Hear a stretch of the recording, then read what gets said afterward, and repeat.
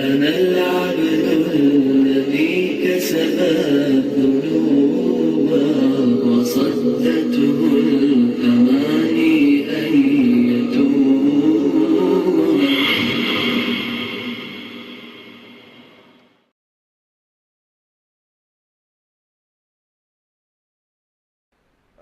وبعد هذا نوجه الدعوة إلى الأخ الأستاذ دكتور محمد طارق القاسمي الذي جاء من مدينة لكنو، وهو يقدم بحثه حول عنوان الشيخ محمد سالم القاسمي في ضوء كتاباته العربية، فليتفضل مشكورا. رئيس هذه الجلسة المحترم، أساتذة الكرام، زملائي والطلبة الأعزاء، عنواني في هذه الجلسة للندوة الشيخ سالم القاسمي في ضوء كتاباته في العربية. وبدون أي تمهيد أقدم بعض أجزاء هامة لهذا المقال الذي يشمل على 10 صفحات، وذلك بسبب قلة الوقت. كان الشيخ مؤلفاً كما كان عالماً وخطيباً، وكانت له يد بارعة في مجال التأليف أيضاً، ولقد ترك تراثاً غريز المادة عظيم النفع متنوع العطاء. وإن مؤلفته في العربية مبادئ تربية الأطفال الأساسية ترشد إلى الأصول الأساسية لتربية الأطفال، وأنه قد تم طبعه من قبل الجامعة الإسلامية دار العلوم بديوبند عام 1977، وكان الشيخ مدرساً للتفسير والحديث آنذاك في الجامعة. ويكتب الشيخ في الكتاب طبقاً لمنهج الاستنتاج المنطقي، ويقوم بالاستدلال بالبراهين الإسلامية.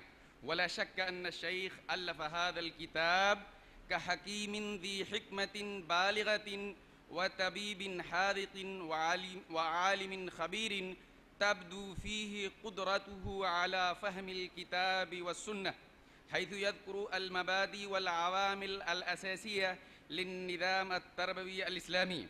هذا ومع ذلك يبين 13 أصلاً أساسياً لتربية الأطفال، ومن الممكن أن أقول البحر في إناء صغير بسبب صغر حجمه وكبر نفعه.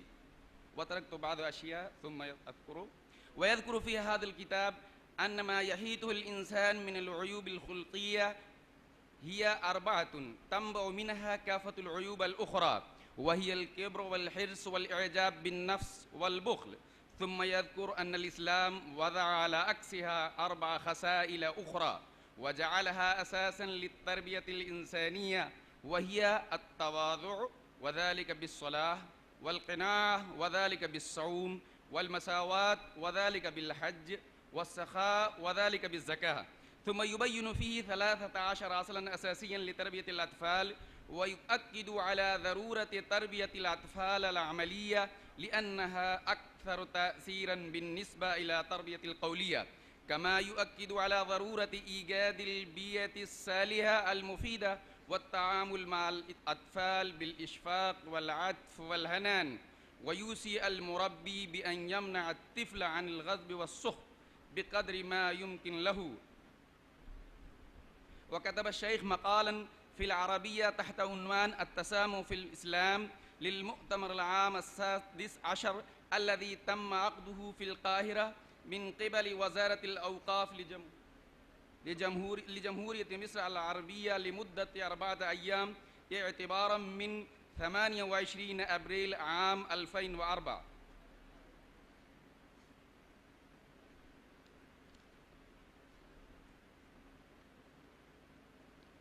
بسبب قلة الوقت أنا أترك بعض أشياء لهذا المقال وأذكر. هكذا كتب الشيخ مقالا آخر في العربية تحت عنوان الإنسانية في الإسلام للمؤتمر العام 17 الذي تم عقده من قبل وزارة الأوقاف أيضاً لجمهورية مصر العربية في القاهرة لمدة 4 أيام اعتباراً من 20 أبريل عام 2005.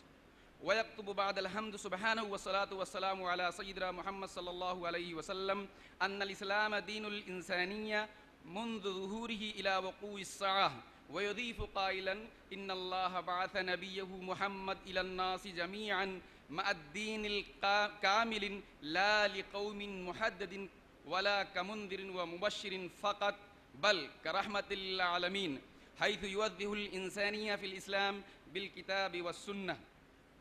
وأخيرا أقول ونرى في كتاباته في العربية أسلوبا جذابا يصيغها العقل المعاصر، وذلك بسبب حصوله على سعة العلم والمعرفة من الكتاب والسنة، وقدرته على الكتاب في العربية في أسلوب ينشر أظهار الألفاظ والمعاني، وفي أسلوب علمي خاص مملوء بالحسن والتقديم. وشكرا لحسن استماعي.